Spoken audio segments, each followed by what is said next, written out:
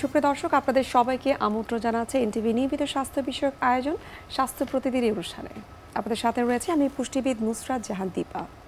দর্শক, আপনারা নিশ্চয়ই জানেন যে আমরা আমাদের স্বাস্থ্য প্রতিদিন অনুষ্ঠানের মাধ্যমে স্বাস্থ্য বিষয়ক নানাবিধ সমস্যা এবং তার চিকিৎসা পদ্ধতি এবং কী করণীয় সেই সমস্ত বিষয়গুলো নিয়ে কিন্তু আলোচনা করে থাকি। সুপ্রিয় দর্শক, আমাদের আজকের আলোচ্য বিষয় হচ্ছে হার্ট অ্যাটাক। আর এই বিষয়টি নিয়ে কথা বলার জন্য আজ আমাদের সঙ্গে স্টুডিওতে উপস্থিত রয়েছেন একজন বিশেষজ্ঞ চিকিৎসক। অনুষ্ঠান শুরুতেই চলুন দর্শক আমরা পরিচিত হয়ে নিই আমাদের সেই অতিথির সঙ্গে। ডক্টর AKS জাহিদ মাহমুদ খান 1968 সালের জুলাই মাসে পাবনা জেলায় জন্মগ্রহণ করেন। তিনি 1995 সালে শেরে বাংলা মেডিকেল কলেজ থেকে MBBS ডিগ্রি অর্জন করেন। এরপর তিনি চিকিৎসা বিজ্ঞানে উচ্চতর MD ডিগ্রি লাভ করেন। বর্তমানে তিনি জাতীয় হৃদরোগ ইনস্টিটিউটে কার্ডিওলজি বিভাগের সহকারী অধ্যাপক হিসেবে কর্মরত। স্যার, আপনাকে স্বাগত জানাচ্ছি আমাদের আজকের অনুষ্ঠানে। ধন্যবাদ আপনাকেও। হার্ট অ্যাটাক এই শব্দটার সঙ্গে আমরা কম বেশি সবাই পরিচিত এবং কিছুটা ভীত হয়ে যাই এই শব্দটা যখন আমরা শুনি যে কারোর হার্ট অ্যাটাক হয়েছে। আপনি যদি আমাদেরকে বলতেন এই হার্ট অ্যাটাক আসলে কেন হয়? হার্ট অ্যাটাক হচ্ছে যে হার্টের দুটি রক্তনালী থাকে, দুটিকে বলি আমরা করোনারি আর্টারি। হার্টের নিজস্ব রক্ত সাপ্লাই দেয় লেফট এবং রাইট করোনারি আর্টারি। এই রক্তনালীর যদি রক্তে চর্বি জমাট হয়ে কোনো কারণে 100% ব্লক হয়ে যায়, যেভাবেই হোক সেটা হওয়ার পরে তখন কি ওই যে এরিয়াটা হার্টের যেই মাংসপেশিকে সাপ্লাই দেয় এই রক্তনালীটা, সেই এরিয়ার সেলগুলো ড্যামেজ হয়ে যায় টেম্পোরারিভাবে। এই যে ড্যামেজ হয়ে যাওয়াটা এটাকেই বলে হার্ট অ্যাটাক। আচ্ছা, এরপরের যে আপনার প্রশ্নটা মেনলি করেছেন যে কেন হয়, হ্যাঁ, এটা হচ্ছে যে আমাদের কিছু রিস্ক ফ্যাক্টর আছে যে হার্ট অ্যাটাকের কারণ কি, যে এই কারণ থাকলে তাহলে তার হার্ট অ্যাটাক হওয়ার সম্ভাবনা বেশি থাকে। তার মধ্যে প্রথমেই যদি মনে করি তাহলে এই যে উচ্চ রক্তচাপ যদি অনিয়ন্ত্রিত থাকে, ডায়াবেটিস যদি নিয়ন্ত্রণে না থাকে, রক্তে চর্বি বেশি থাকে, তারপর হচ্ছে স্মোকার যারা তাদের এটি একটি। আর হচ্ছে ফ্যামিলি হিস্ট্রি থাকতে হবে। অনেক সময় ফ্যামিলি হিস্ট্রি থাকে যে তার যে বাবা মা ভাই বোন এরা যদি কখনো হার্ট অ্যাটাকে হয়ে থাকেন তাদের কিন্তু এটা একটা রিস্ক ফ্যাক্টর। এজ একটা রিস্ক ফ্যাক্টর, যে বয়স আমরা ধরে রাখি যে 40-র উপরে, তবে নট নেসেসারি যে 40 হতেই হবে। আমাদের দেশে কিন্তু এখন অনেক হার্ট অ্যাটাক হচ্ছে ইয়াং এজে। এর কারণটা আসলে কি? হ্যাঁ, এইটা হচ্ছে আমাদের দেশের ক্ষেত্রে এটা আমরা প্রায়ই পাই যে আমরা হসপিটালে, তারপর হচ্ছে প্রাইভেট প্র্যাকটিসে, সেখানে কিন্তু ইয়াং এজে অনেক পিপলস যারা আসতেছে আমাদের কাছে হার্ট অ্যাটাক নিয়ে। আমাদের এটা বড়ই দুঃখের বিষয়, কষ্টের বিষয়।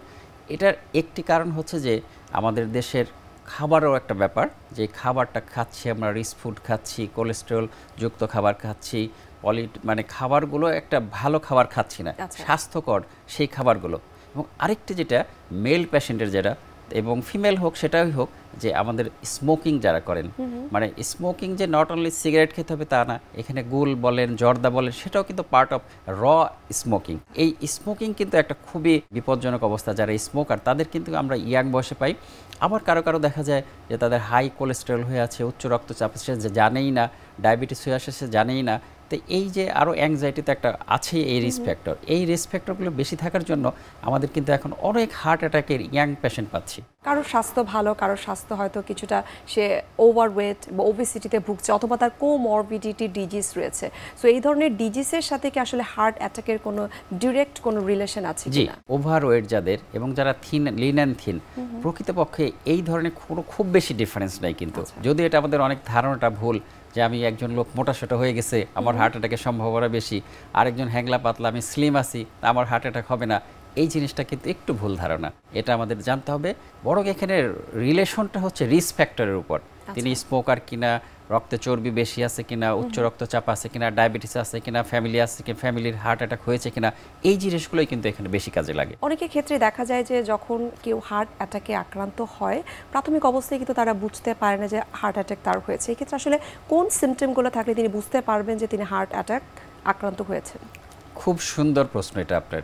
আমরা কিন্তু অনেকেই এটা ভুল করে থাকি যে হার্ট অ্যাটাক হয়ে গেছে তারা ভাবছে আমার গ্যাস্ট্রিকের ব্যথা, এবং ইভেন মৃত্যু পর্যন্ত হয়ে থাকে যে আসলে হার্ট অ্যাটাক নিয়ে বসে আছে কিন্তু তার গ্যাস্ট্রিক ভাবতেছে। তাহলে আমাদের প্রথমেই আসতে হবে যে হার্ট অ্যাটাকের সিমটম কি, কী হলে আমরা বুঝবো। সাধারণত যে যাদের নাকি সিভিয়ার চেস্ট পেইন হয়, বুকে ব্যথা হয়, এবং এই বুকের ব্যথার তীব্রতা অনেকক্ষণ ধরে স্থায়ী হয়, তার যদি আগে প্রিভিয়াস হিস্ট্রি থাকে, যে রিস্ক ফ্যাক্টরগুলো থাকে, এবং এই বুকে ব্যথার সাথে অনেক সময় সোয়েটিং হয়, ঘাম হতে পারে, তার হচ্ছে লুজ মোশন হয়ে যেতে পারে, হার্ট বিটটা বেড়ে যেতে পারে, ব্লাড প্রেশার কমে যেতে পারে, ব্লাড প্রেশার বাড়তে থাকে। এই যে তীব্র ব্যথাটা হার্টের, এবং এটা যদি দীর্ঘক্ষণ স্থায়ী হয়, আমাদের যে জিহ্বার নিচে একটা ওষুধ দেই, জিটিএন স্প্রে বলি, সেই স্প্রে দিয়েও কমতেছে না, তখন কিন্তু আমাদের ধরে নিতে হবে এটা হার্ট অ্যাটাক যাচ্ছে।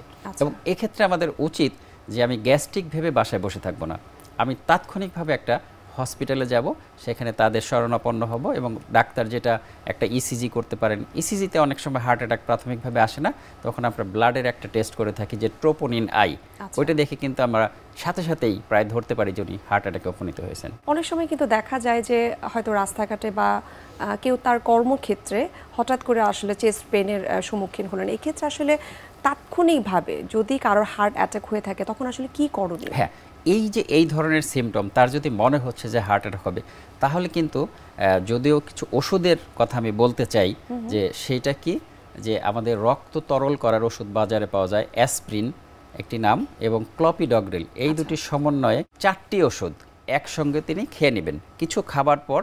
এর সাথে একটি গ্যাস্ট্রিকের ওষুধ, যেহেতু এটি রক্ত পাতলা করে, এর সাথে একটি রক্তে চর্বি কমার ওষুধ 40 মিলিগ্রামের একটি ওষুধ, এর সাথে যদি তার অ্যাভেলেবেল হয় যে নাইট্রোগ্লিসারিন স্প্রে, সেটা জিহ্বার নিচে দেবেন।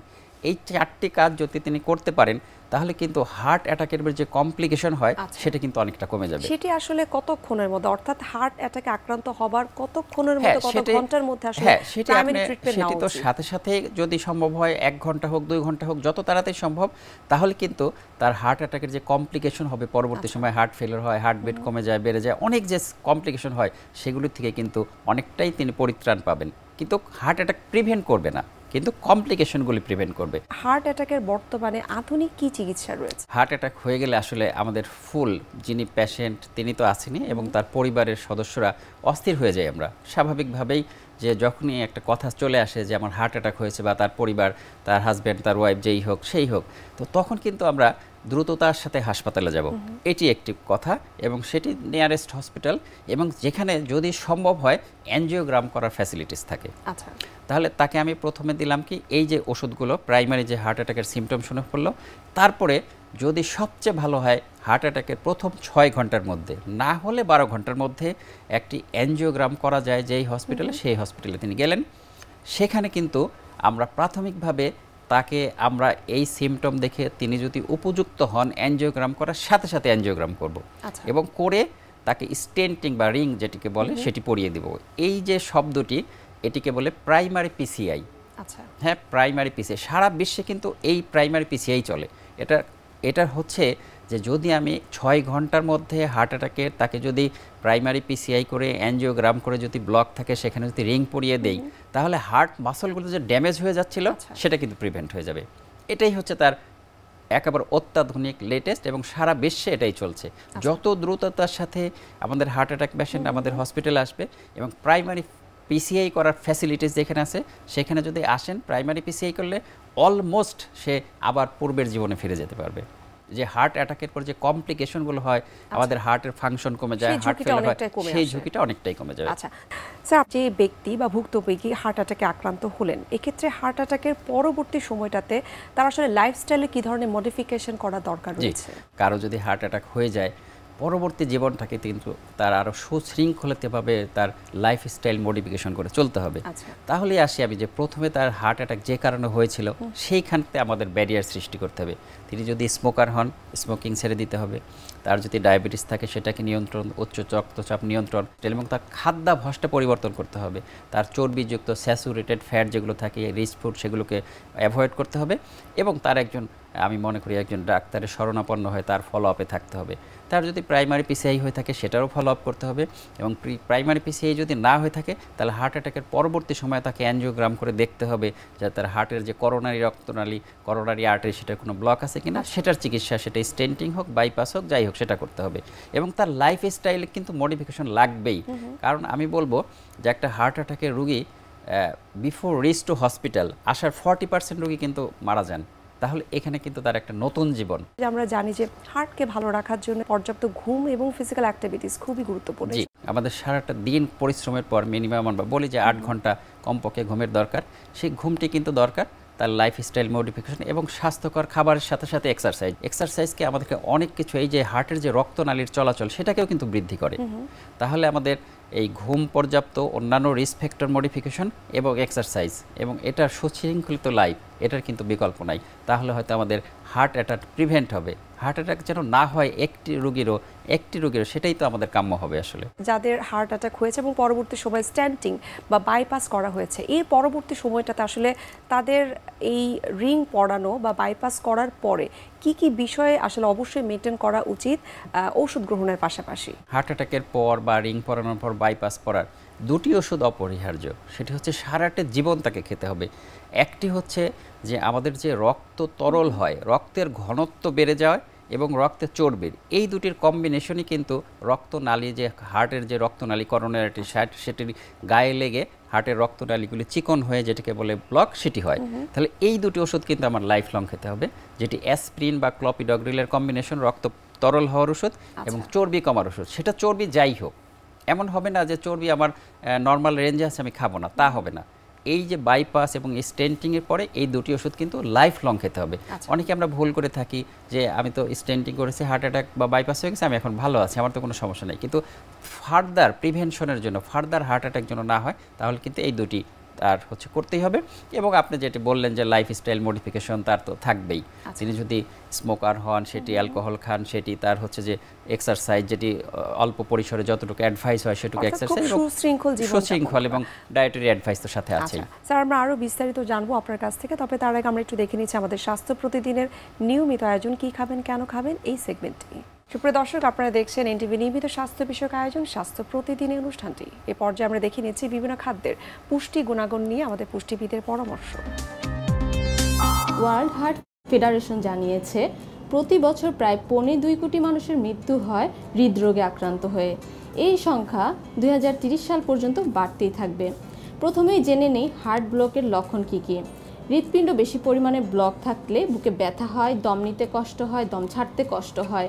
এছাড়া হাঁটার সময়, সিঁড়ি দিয়ে ওঠার সময় বুকে ব্যথা হয়, ব্যথা কমে আবার বাড়ে। গলা, কপাল, মাথা এইসব জায়গায় জ্বালাপোড়া করে, ধরফর করে। নিচের দিকে কিছু হেলে উঠানোর সময় কষ্ট হয়, খাবার হজম না হওয়ার মতো অস্বস্তি লাগে। উচ্চ রক্তচাপকে প্রায়শই সাইলেন্ট কিলার বলা হয়, কারণ এটি সাধারণ কোনো লক্ষণ থাকে না। রক্তের উচ্চমাত্রায় কোলেস্টেরল হৃৎপিণ্ডের ধমনীতে গিয়ে জমা হয়, ফলে হৃৎপিণ্ড, মস্তিষ্ক, কিডনি এবং শরীরের অন্যান্য অংশগুলোতে রক্তপ্রবাহ হ্রাস ঘটে। আপনার যদি ডায়াবেটিস থাকে তবে হার্টের ব্লক হওয়ার সম্ভাবনা সবচেয়ে বেশি। আপনার দেহে পর্যাপ্ত পরিমাণে ইনসুলিন তৈরি করতে পারে না এবং ইনসুলিন ব্যবহার করতে পারে না, ফলে ডায়াবেটিসযুক্ত ব্যক্তিরা হৃদরোগে আক্রান্ত বেশি হয়ে মৃত্যু ঝুঁকির দিকে চলে আসেন। স্থূলতা বা দেহের অতিরিক্ত মেদ বা খারাপ কোলেস্টেরল বেশি থাকলে কিন্তু উচ্চ রক্তচাপ এবং অন্যান্য ভালো কোলেস্টেরলের মাত্রা কিন্তু বেড়ে যায়। তখন স্থূলতা, রক্তচাপ এবং ডায়াবেটিসের পাশাপাশি হৃদরোগের অনেক ধরনের কারণ কিন্তু এগিয়ে আসে। মহিলাদের তুলনায় পুরুষদের হার্ট অ্যাটাকের ঝুঁকি কিন্তু বেশি থাকে এবং পুরুষরা জীবনের প্রথম দিকে আক্রান্ত হওয়ার সম্ভাবনা বেশি থাকে। আসুন জেনে নেই হার্ট ভালো রাখতে কি খাবো। পেঁপেতে ক্যারোটিনয়েড, বিটা ক্যারোটিন, বিটা ক্রিপ্টোজ্যান্থিন এবং লুটিন রয়েছে। এটি আপনার ডায়েটে ভিটামিন এ এবং সি ছাড়াও ফোলেট, ক্যালসিয়াম এবং পটাশিয়াম যুক্ত করে, যা হার্টের স্বাস্থ্যকে রাখে দুর্দান্ত। টমেটো বিটা, আলফা এবং অন্য ধরনের ক্যারোটিন রয়েছে। Lycopene, lutein, carotenoids, vitamin C, potassium, folate এবং ফাইবারযুক্ত একটি বহুমুখী হার্টের জন্য স্বাস্থ্যসম্মত খাবার। মিষ্টি আলু সস্তা খাবার, কিন্তু এর ভিতরে রয়েছে ভিটামিন এ এবং সি। এছাড়াও মিষ্টি আলু হলো ভিটামিন ই এর একটি ভাণ্ডার। এছাড়াও এর মধ্যে রয়েছে পটাশিয়াম, ফোলেট এবং ক্যালসিয়াম। ফাইবারযুক্ত তাই কোলেস্টেরলের মাত্রা কমাতে কিন্তু অনেক কাজ করে। তবে খোসাসহ খাবেন, এটা কিন্তু মাথায় রাখতে হবে। পুষ্টিমূল্য যদি বেশি পেতে চান তাহলে কিন্তু ব্রোকলি খেতেই হবে। বিটা ক্যারোটিন, ভিটামিন সি, ই, পটাশিয়াম, ফোলেট, ক্যালসিয়াম এগুলো কিন্তু খুব বেশি পরিমাণে থাকে ব্রোকলিতে, তাই হার্টকে ভালো রাখে। এছাড়া ব্রোকলি কিন্তু পাওয়ার হাউসও বলা হয়। গাজরে প্রচুর বিটা ক্যারোটিন রয়েছে। এই বিটা ক্যারোটিন হৃদরোগ এবং স্ট্রোকের ঝুঁকি কমাতে সাহায্য করে। খেজুর হচ্ছে এমন একটি খাবার যেটা কিনা পটাশিয়াম সমৃদ্ধ রক্তচাপ নিয়ন্ত্রণে গুরুত্বপূর্ণ ভূমিকা রাখে। Journal of agriculture and food কেমিস্ট্রিতে প্রকাশিত এক সমীক্ষা অনুসারে খেজুর ট্রাইগ্লিসারাইডের মাত্রা কমাতেও সহায়তা করে, যা হার্ট অ্যাটাক এবং স্ট্রোকের সাথে যুক্ত। খেজুরে প্রাকৃতিক চিনির পরিমাণ বেশি, তবে গ্লাইসেমিক সূচকে কম থাকে, যার ফলে তারা রক্তে শর্করা ছড়ায় না। তবে ডায়াবেটিসে আক্রান্ত হলে অবশ্যই পরামর্শ নিয়ে খেতে হবে। কলা অ্যান্টিঅক্সিডেন্টগুলোর একটি ভালো উৎস, যা হৃদরোগের ঝুঁকি হ্রাস করে। পটাশিয়াম উচ্চ সোডিয়াম স্তরের সাথে লড়াই করে এবং ধমনী ব্লক করা থেকে সুরক্ষা দেয়। মেডিকেল নিউজ টুডের মতে পটাশিয়াম প্রস্তাবিত খাওয়ার মাত্রা হচ্ছে 4700 মিলিগ্রাম এবং একটি মাঝারি সাইজের কলাতে 422 মিলিগ্রাম পটাশিয়াম থাকে। তাই কলা খেতে কোনো বাধা নেই, তবে টক মিষ্টি কলা গ্রহণ করুন। একটু মেনে চলুন, আপনার ওজন ঠিক রাখুন, প্রতিদিন 35 থেকে 40 মিনিট হাঁটুন, শারীরিক ব্যায়াম ছাড়াও আরও হাজার ধরনের ডায়েট আছে, সেগুলো ফলো করুন। উচ্চ ক্যালোরিযুক্ত সস বা লবণযুক্ত খাবার পরিহার করুন। ফলমূল এবং শাকসবজি দিয়ে উচ্চ ক্যালোরিযুক্ত খাবার প্রতিস্থাপন করুন। প্রতিদিন ডায়েটে টক ফল রাখুন। বেশিরভাগ শস্য পরিবেশনের জন্য ফাইবার সমৃদ্ধ পুরো শস্য গ্রহণ করুন, যেমন গমের রুটি। সপ্তাহে কমপক্ষে 2 বার মাছ খান, বিশেষত ওমেগা 3 ফ্যাটি অ্যাসিডযুক্ত মাছ খান। ফ্যাট ফ্রি এবং কম ফ্যাট দুগ্ধজাত খাবার নির্বাচন করুন। দই খেতে পারেন, দুধ হজম না হলে মিষ্টি দই খেতে পারেন। সপ্তাহে কমপক্ষে 2 বার মাছ খান, বিশেষত ওমেগা 3 ফ্যাটি অ্যাসিডযুক্ত মাছ। ফ্যাট ফ্রি এবং কম ফ্যাট দুগ্ধজাত খাবার নির্বাচন করুন। দই খেতে পারেন, দুধ হজম না হলে। মিষ্টি দই খাওয়া যাবে, তবে অল্প পরিমাণে। স্যাচুরেটেড ফ্যাট এবং ট্রান্স ফ্যাট সীমাবদ্ধ করুন। যদি আপনার রক্তের কোলেস্ট্রল কমাতে চান, কোল্ড ড্রিঙ্কস ধরনের পানীয় খাবার থেকে বিরত থাকুন। অ্যালকোহল এবং ধূমপান ছাড়তে হবে। স্যার, আপনি একজন কার্ডিওলজিস্ট এবং আমরা যতটুকু জানি যে ডিজিটাল মিডিয়াতে আপনি বিভিন্ন ধরনের পরামর্শ দিয়ে থাকেন, সেই সম্পর্কে যদি আমাদেরকে কিছু বলতেন। বর্তমান ডিজিটাল যুগে কেউ বই পড়ার সময় পায় না। মানুষ আমরা চলতে থাকি, রাস্তাঘাটে, একটু গাড়িতে বা যেখানেই থাকি, আমরা একটা মোবাইল তো আমাদের সামনে থাকেই। তো সেখানে আমরা চাই সেখানে ইন্টারাপশন করতে, যে সেখানকে একটা মানুষকে বোঝাতে। তো সেখানকে ক্ষেত্রে যে আমরা ইউটিউব চ্যানেল, ফেসবুক, সেখানেও কিন্তু আমরা চেষ্টা করি এই ডিজিটাল বাংলাদেশের সাথে সাথে ওগুলোকেও আমরা সেই পরামর্শ দিতে। হার্ট অ্যাটাক বা হাইপারটেনশন, হার্ট ফেলিওর সবকিছু, অর্থাৎ সেখানে আপনি বিভিন্ন ধরনের পরামর্শ দিয়ে থাকেন। স্যার, আপনাকে অসংখ্য ধন্যবাদ এত গুরুত্বপূর্ণ কিছু বিষয় নিয়ে আমাদের সাথে আলোচনা করার জন্য এবং পরামর্শ দেওয়ার জন্য। আবার ধন্যবাদ জানাচ্ছি এবং শুভকামনা এনটিভির পক্ষ থেকে। ধন্যবাদ নুসরাত, আপনাকেও। সুপ্রিয় দর্শক, এতক্ষণ আপনারা দেখছিলেন এনটিভি নিয়মিত স্বাস্থ্য বিষয়ক আয়োজন স্বাস্থ্য প্রতিদিন এই অনুষ্ঠানটি। এ পর্যায়ে আমরা দেখে নিচ্ছি আমাদের আগামী পর্বে কি থাকছে। সাধারণভাবে কোনো মানুষের ঘুমই যে সবসময় একদম একই রকম হবে বা সবসময় স্যাটিসফ্যাক্টরি হবে তা কিন্তু না। অ্যাংজাইটি, স্ট্রেস, শারীরিক অসুস্থতা, বিভিন্ন কারণে ঘুমের পরিমাণ এবং ঘুমের কোয়ালিটি একটু বাড়তে পারে বা একটু কমতে পারে। কিন্তু আমরা বলি, যদি ঘুমের কোয়ালিটি এত বেশি হয় বা এত কম হয় যেটা তার জীবনযাপন অথবা তার চাকরি অথবা তার পড়াশোনাকে ব্যাঘাত ঘটে, তখন এটাকে আমরা রোগ বলি। তাহলে ঘুম একদিন একটু কম হলো বা একদিন একটু বেশি হলো বা একদিন একটু ড্রাউজি ফিল হলো, it is not a disease, but এই সমস্যাটা পারসিস্ট করতেছে মোর দেন 3 মান্থ এবং এটা তার জীবনযাপনকে হ্যাম্পার করতেছে। চাকরিতে সে কনসেন্ট্রেট করতে পারে না বা পড়াশোনায় সে পিছিয়ে যাচ্ছে, দেন ইট ইজ এ ডিজিজ, এটা একটা রোগ। বিশ্বের যে কোনো প্রান্ত থেকে যে কোনো সময় এনটিভির জনপ্রিয় অনুষ্ঠান স্বাস্থ্য প্রতিদিন দেখতে আপনারা ভিজিট করতে পারেন আমাদের পূর্ণাঙ্গ পোর্টাল www.ntvbd.com। এছাড়াও এনটিভির বিভিন্ন ধরনের জনপ্রিয় অনুষ্ঠান এবং নিউজ আপডেট পেতে আপনারা ভিজিট করতে পারেন আমাদের ইউটিউব চ্যানেল এবং ভেরিফাইড ফেসবুক পেজে। সুপ্রিয় দর্শক, আজ এখানেই শেষ করতে হচ্ছে। দেখা হবে আবারও আপনাদের সঙ্গে। সে পর্যন্ত আপনারা ভালো থাকুন, সুস্থ থাকুন এবং সবসময় এনটিভির সঙ্গেই থাকুন।